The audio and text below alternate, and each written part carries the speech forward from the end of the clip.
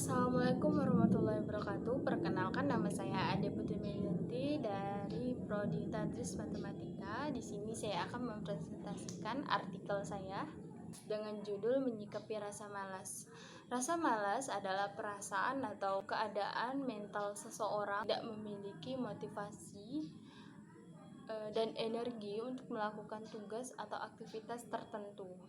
Rasa malas ini akan mengganggu pekerjaan, pendidikan, kesehatan, dan hubungan sosial. Rasa malas juga menjadi tanda bahwa seseorang perlu adanya istirahat dan mengambil waktu untuk merefleksikan diri. Namun, jika berlarut-larut dan mengganggu produktivitas serta kesejahteraan, maka perlu diatasi dan dicarikan solusinya. Nah, sebelum kita mencarikan solusi, penyebab dan solusinya, maka kita akan membahas tentang pengertian malas terlebih dahulu. Menurut Kamus KBBI, malas memiliki dua arti, yaitu yang pertama, tidak mau bekerja atau melakukan sesuatu. Yang kedua, tidak nafsu, tidak suka, segan, dan enggan. Nah, dapat kita simpulkan bahwa malas merupakan ketidakmauan diri melakukan sesuatu. Dalam British Journal of Sport Medical, Dr. Richard Weiler menyatakan bahwa kemalasan dikategorikan sebagai penyakit. Malas berkepanjangan berdampak kepada berbahaya seperti diabetes, obesitas, dan hipertensi. Sedangkan menurut psikologi, malas adalah keengganan seseorang untuk melakukan sesuatu yang seharusnya atau sebaliknya yang dilakukan. Oleh karena itu, harus segera ditangani dan dicarikan solusinya. Rasa malas disebabkan dua faktor, yaitu faktor intrinsik atau faktor dalam diri sendiri. Yang kedua, faktor ekstrinsik atau faktor dari luar. Dalam buku pada tahun 2021, penyebab malas ada 5, yaitu 1. Rendahnya kadar hormon dopamin di otak. Hormon dopamin di otak manusia itu penting fungsinya untuk memperbaiki kepribadian dan perilaku manusia. Meningkatkan kadar dopamin yang secara tepat dapat mengurangi kemalasan yang membahayakan hidup manusia. Yang kedua, gagal terus-menerus. Kegagalan yang terus berulang kali dan menjadikan orang mengalami putus harapan dan putus asa. Tentu kegagalan terus-menerus juga berkaitan dengan hormon dopamin di dalam otak. Ketika mengalami kegagalan berulang kali, seseorang merasakan tertekan dikarenakan harus menanggung sejumlah kerugian, hilang harapan, dan membuat pikiran menjadi berat. 3. Tidak mempunyai semangat hidup. Seseorang yang tidak memiliki mimpi secara otomatis memiliki semangat hidup atau hanyut dalam kemalasan. Yang keempat, suka ketergantungan pada orang lain. Ketergantungan ini juga berbahaya karena membuat kita menjadi pemalas.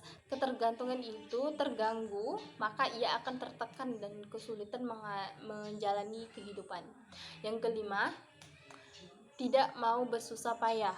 Tidak adanya kemauan bersusah payah adalah penyebab yang paling menjebak seseorang menjadi pemalas. Jika terjebak dalam kemalasan menjadikan orang tak terlatih atau tidak mampu. Dari beberapa artikel yang telah saya baca, saya menyimpulkan ada 4 faktor intrinsik dalam diri sendiri atau individu seseorang. Yang pertama, kurangnya motivasi. Motivasi merupakan pendorong seseorang untuk melakukan sesuatu. Yang kedua, minat yang rendah. Minat merupakan ketertarikan seseorang terhadap sesuatu. Jika seseorang itu tidak minat dalam pelajaran matematika, nah dia akan bersikap malas untuk mengerjakan PR, malas untuk mendengarkan guru. Yang ketiga, kurangnya percaya diri. Kepercayaan diri merupakan keyakinan seseorang terhadap kemampuannya. Jika seseorang itu percaya diri kalau kemampuannya berupa, saya pintar loh dalam matematika, nah dia akan semangat untuk belajar dan meninggalkan rasa malasnya. Yang keempat, kesehatan. Kesehatan ini seperti kelelahan, sakit, atau gangguan psikologis. Nah, sekarang kita masuk faktor intrinsik atau faktor dari luar diri kita sendiri, itu atau faktor orang lain. Nah, faktor intrinsik juga ada 4. Yang pertama yaitu sikap orang tua. Orang tua yang kurang memperhatikan pendidikan anaknya dapat menyebabkan anaknya belajar malas. Nah, misal orang tua nih kayak suka main HP, terus orang tuanya kayak nggak mikirkan anaknya, setara lah anaknya mau belajar atau enggak, ya jelas anaknya juga malas. Yang kedua, sikap guru. Guru yang kurang menarik mengajar dalam kelas dapat membuat siswa malas juga dalam belajar. Nah, kayak guru suka marah-marah, nah siswa tuh akan malas, ngapa sih bapak ini harus masuk, nah gitu. Yang ketiga, lingkungan belajar yang tidak kondusif. Nah, lingkungan yang kayak kurang bersih, kotor, kurang rapi, nah itu membuat siswa juga malas dalam belajar. Yang keempat, tekanan dari orang lain. Nah, tekanan juga termasuk dalam faktor intrinsik. Kenapa tekanan dari orang lain tuh membuat kita malas? Nah, kau ini harus pandai gini gitu, kau harus pandai gini, kalau kau nggak pandai kau ini gitu. Nah, itu membuat orang juga malas. Orang ini kayak memberikan tekanan ke kita gitu. Nah, dari paparan di atas, tentu dari faktor-faktor yang telah kita paparkan di atas, tentu kita akan mengatasi rasa malas ini. Yang pertama dulu, kita dari faktor intrinsik, yaitu faktor dari dalam diri sendiri. Yang pertama yaitu kita lakukan dengan meningkatkan motivasi, seperti memberikan pujian, penghargaan untuk diri sendiri atau penghargaan untuk orang lain. Nah, yang kedua, meningkatkan minat. Minat dapat ditingkatkan dengan cara memilih metode belajar yang benar, yang disesuaikan dengan diri sendiri, memberikan kesempatan untuk mengeksplorasi hal-hal baru. Yang ketiga, meningkatkan rasa percaya diri. Contohnya yaitu memberikan kesempatan untuk membuka hal-hal baru, memberikan dukungan, dan memberikan umpan balik yang positif. Yang keempat, menangani gangguan kesehatan. Gangguan kesehatan ini ditangani oleh tenaga medis yang profesional. Yang selanjutnya yaitu faktor intrinsik. Yang pertama, meningkatkan perhatian orang tua dengan cara meluangkan waktu untuk bersama anak, membantu anak belajar, dan memberikan dukungan kepada anak.